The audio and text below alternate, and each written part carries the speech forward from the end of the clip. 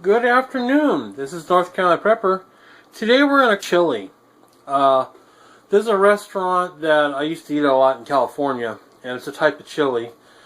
I find a lot of the chilies here on the East Coast are pretty much flavored tomato and meat sauce.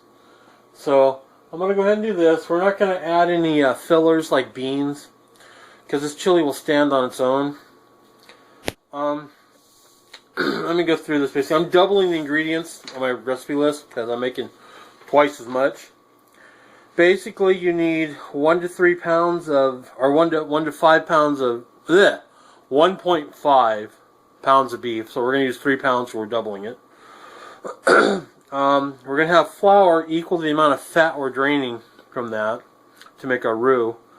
But I've got 73% lean, 27% fat. That's the fattest meat I could find out here in my 10 minutes of searching. So we're going to have 1 cup of water. And remember, we're going to double this. 3 tablespoons chili powder, 1/4 tablespoon cayenne powder, 1 tablespoon white vinegar, half a onion diced, or 1/4 onion diced. 2 tablespoons salt. We got onion flakes, 1/4 tablespoon of onion powder, which I'm going to have to grind up the flakes into powder because I don't have any powder. Tablespoon of granulated sugar, teaspoon of paprika, 1 teaspoon granulated, or 1 teaspoon garlic powder. I don't have it. I'm going to use fresh garlic and just mince it. 1 teaspoon of cumin, 1 pinch of black pepper. And basically, that's the gist of the whole thing. We're going to probably add some things or not. I don't know. We'll have to go in the test and see during the taste test. But let me go ahead and fry up the beef, and then I'll go ahead and dice up everything. You don't need to see me cutting everything up and all that. It's boring. Everybody can do that. Let's just go ahead and get into it. I'll start filming again when I get to the part with the roux. We're going to separate the beef and the oil or the fat and mix it up and get our roux going to flour, and then we're going to mix that back in and with all the ingredients. And we'll get to that in a minute. But let me go ahead and get the beef fried first and save the fat. And I'll put all the fat in my pot here, and we'll see where we stand. Okay, I'll be back. Okay, I've got all the wet ingredients together, so I'm going to go ahead and then add the dry ingredients, and we'll be good to go. And then I'll start making the roux here in a second. Let me go ahead and add all these dry ingredients. A lot of them in there. That's all the dry ingredients. Mix all that in. And I think it's a roux. R-O... How do you spell it? It's R-O-U-X. I think it's pronounced roux. It may not be. I'm going to go ahead and get this up to temperature because we're going to have to add all our roux to it right when it gets just ready. So let me go ahead and use this because I'm going to need it ready. And I'll be right back once I get the roux started. Okay. Alright, we got about 1 cup of grease out of that 3 pounds of meat. So we're going to mix out with 1 cup of flour and get our roux. We're going to take it and we're going to get it and stir it up until it just turns a little bit red. You got to be careful because this is the place you can really screw this up. It's very easily burnt, so we're going to do it, and then I'm going to throw everything together, all the ingredients. So I'm going to go ahead and get this done, and I'm going to make the roux. It's going to be separate from the beef. I already put the meat over there, so we'll go ahead and do that, and I'll get the roux going, and then we'll talk about it. Sorry about that. I started adding ingredients before I started filming. So we're just going to get the roux here. We're going to slowly mix in our flour and get it going. It's really easy to burn here. And we'll get this all gooed up. Add 1 cup. And I'm on medium heat right now. So I'll come back when it's almost done. We should have little red puddles of chili goodness up there, and then we'll add everything when we're ready. So let me go ahead and get this going. Okay.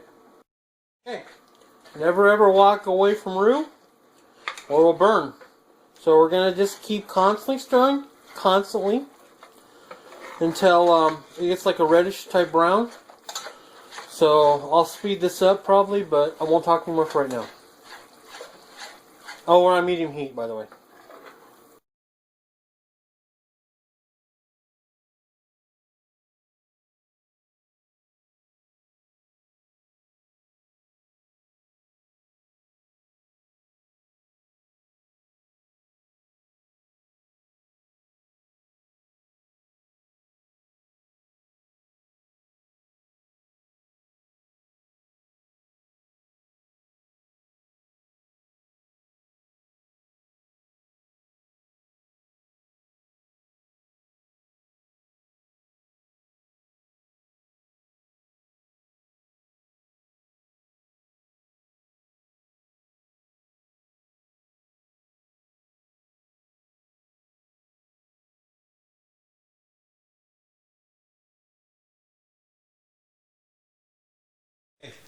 I've added the roux and everything to the chili.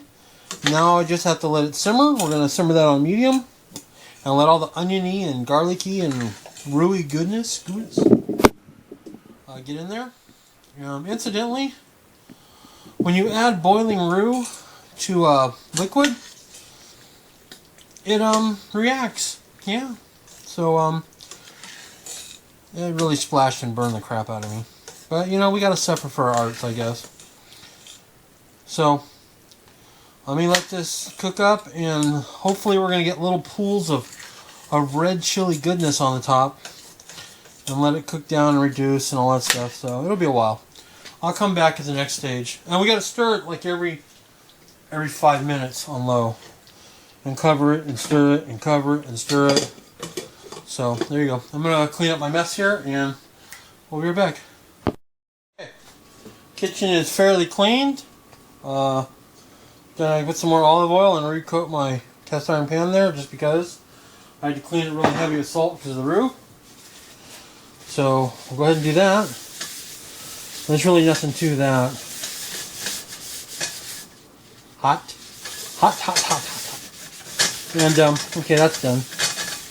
Maybe get the bottom too, I guess. There we go. Good enough. So there's that. Now let's take a look right here at our goodness. Yeah, little red pools of goodness. So there you go. It's Tommy's chili, pretty much. And just keep stirring so it doesn't burn. And there's little red things in the pools in there. Let's see if I can zoom in on that. Those are extra flavor. It's just pure chili goodness. Try some of this.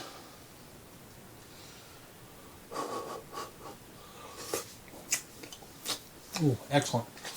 Excellent. And of course I spill it on my shirt. Isn't that cool? Where is it? Yay. Oh well. Worth it. Totally worth it. Okay. That's North Carolina Prepper. Please rate and subscribe. And behold chili goodness. So there you go. I'm going to bag this up, and once it cools, and I'll show you guys how I freeze chili and stews and everything else too in another video. This is enough for, I don't know, a long time, because I'll probably freeze it in like cup bags, and a cup at a time is plenty for hot dogs or hamburgers. I may even let it thicken a little more, I may not. Or when it cools down, it'll thicken too, but there you go. Please rate and subscribe and have a great day. Okay, there's the completed act. There's hot dogs with chili cheese fries, Tommy's chili, and there you go. And there's the vacuum cleaner down there cleaning everything up for us that I may have spilled. Alright, there you go. North Carolina Prepper out. Please rate and subscribe.